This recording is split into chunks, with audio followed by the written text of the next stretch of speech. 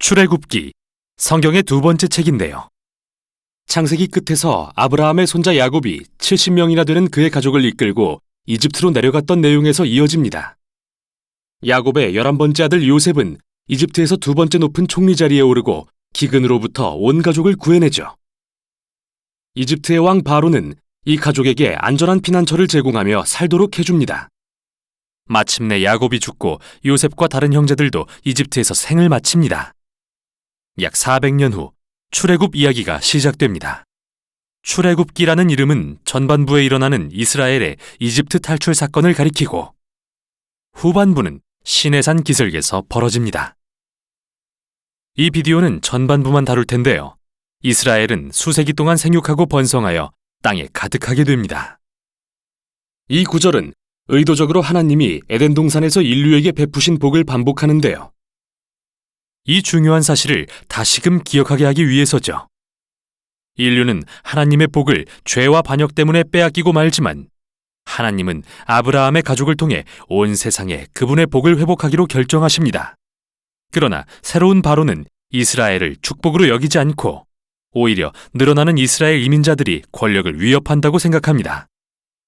창세기에서처럼 인류는 하나님의 복에 반역하는데요. 여기서 바로는 하나님의 복의 근원인 이스라엘 민족을 멸망시키려 하죠. 잔인하게 그들을 노예로 삼아 강제 노역을 시키고 모든 이스라엘 남자아이를 나일강에 던지라고 명합니다. 바로는 지금까지 성경에 나온 인물 중 최악인데요. 그의 왕국은 하나님께 반역한 인류의 전형을 보여줍니다. 바로는 자신의 유익을 따라 선악을 재정의하고 심지어 죄 없는 아이들을 죽이는 일조차 선으로 여겼습니다. 이집트는 창세기에 나오는 바벨보다 더 악한 곳이 된 것입니다. 이스라엘이 이 새로운 바벨로부터 구해달라고 울부짖자 하나님이 응답하십니다. 먼저 하나님은 바로의 악함을 역으로 이용하시는데요. 한 이스라엘 여인이 자기 아들을 갈대상자에 넣어 나일강 위에 띄웁니다. 그 아이는 안전하게 떠내려가서 바로의 가족이 되죠. 모세라고 이름 붙여진 아이는 자라서 마침내 하나님이 바로의 악을 심판하시는 도구로 쓰임받게 됩니다. 유명한 장면인데요. 타는 떨기나무 가운데서 하나님이 모세에게 명하시길 바로에게 이스라엘을 보내라고 명령하라 하십니다. 하나님은 이미 바로가 거역할 것을 아셔서 여러 재앙으로 이집트를 심판할 거라 말씀하시고 또한 그의 마음을 완악하게 하실 것이라고 하십니다. 이제 우리는 다음 주요 사건인 하나님과 바로의 대결로 넘어갑니다. 그런데 바로의 마음을 완악하게 하실 것이라는 말은 무슨 뜻일까요? 이 부분을 자세히 순서대로 살펴보는 건 매우 중요한데요. 모세와 바로가 처음 만난 장면에서는 단지 바로의 마음이 완악했다고 적혀 있을 뿐 하나님께서 그 마음에 개입하시진 않습니다. 하나님은 그에게 5가지 재앙을 내리시는데 모두 바로와 이집트의 신들을 대적하는 것들이었죠. 그때마다 모세는 바로에게 겸손히 이스라엘 백성을 보낼 기회를 주지만 각 재앙이 멈출 때마다 그는 마음을 완강하게 하였고 더욱 마음이 완악해집니다. 스스로 그렇게 한 것이죠. 결국 또 다른 5가지 재앙을 맞게 되는데 이제는 하나님이 그의 마음을 완악하게 하시기 시작합니다. 이야기의 핵심은 이것인데요. 하나님은 바로가 그분의 명령을 거스를 것을 아셨음에도 불구하고 여전히 옳은 일을 할 기회를 주셨다는 것입니다. 결국 바로의 악은 돌이킬 수 없는 지경에 이르고 맙니다. 심지어 그의 고문들마저 제정신이 아니라고 여길 정도였죠.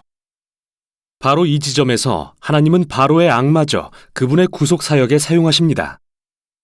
바로는 자기 꾀에 넘어가 자멸에 이르게 하시고 그의 백성은 구원해 주십니다. 마지막 재앙이 이르고 6월절 밤이 깊어옵니다. 하나님이 바로의 악을 갚아주시는데요. 그가 이스라엘 아이들을 살해했듯이 하나님은 마지막 재앙을 통해 이집트인들의 장자를 죽이기로 정하십니다. 바로와 달리 하나님은 어린 양의 피를 통해 탈출할 길을 열어주십니다. 여기서 이야기는 멈추고 이스라엘의 절기인 6월절이 자세히 소개됩니다. 이스라엘이 이집트를 탈출하기 전날 밤 그들은 어리고 흠없는 양을 죽여 그 피를 문설주에 바릅니다. 하나님의 마지막 재앙이 이집트를 뒤엎을 때 어린 양의 피를 바른 집은 넘어가고 장자의 목숨을 구할 수 있었죠. 그래서 이때부터 이스라엘 민족은 하나님의 공의와 자비를 기억하기 위해 매년 이 절기를 지키고 있습니다. 그러나 바로는 교만하고 거역한 마음 때문에 자기 아들을 잃게 되고 하는 수 없이 이스라엘을 놓아줍니다. 그러나 이스라엘 노예들이 이집트를 탈출하기가 무섭게 바로는 마음을 바꾸어 먹습니다. 군대를 모아 최후의 결전을 위해 이스라엘 민족을 쫓아갑니다. 이스라엘 민족은 홍해를 무사히 건너지만 바로는 자멸의 길로 뛰어들고 말죠. 이 탈출기는 성경에 나오는 첫 찬양으로 결론을 맺는데요. 바다의 노래라는 찬양입니다. 마지막 소절에서 주가 왕으로 다스리심을 선포하고 시로 하나님의 나라에 대해 노래합니다. 하나님이 어떻게 세상의 악을 부수시며 악의 노예가 된 자들을 구속하시는지 이야기하고 하나님이 자기 백성을 약속의 땅으로 인도하시며 그들 가운데 거하실 것을 선포하는데요. 이 이야기는 하나님이 왕 되신 백성의 모습이 어떠한지 보여줍니다. 이스라엘의 찬송이 끝나고 이야기는 급변합니다.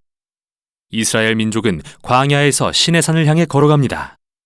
배가 고프고 목이 마른 그들은 모세와 심지어 구해주신 하나님까지 원망하기 시작합니다. 이집트에서의 삶이 좋았다며 그리워합니다. 믿기지 않죠. 인자하신 하나님은 광야에서 음식과 물을 공급해 주십니다. 하지만 이 이야기들은 어두운 그림자를 드리웁니다.